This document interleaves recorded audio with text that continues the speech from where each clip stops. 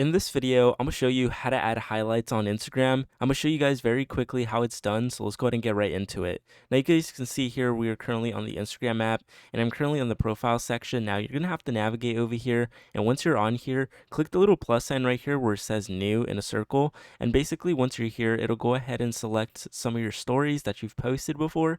Now all you have to do pretty much just go ahead and select some of the stories. So I'm just gonna select one story, click next, and then it's going to ask us to create a name for the highlight. Now it's totally optional. It'll auto rename it for you if you don't want to put a name, but just say something along the lines like sad or something. I don't even know.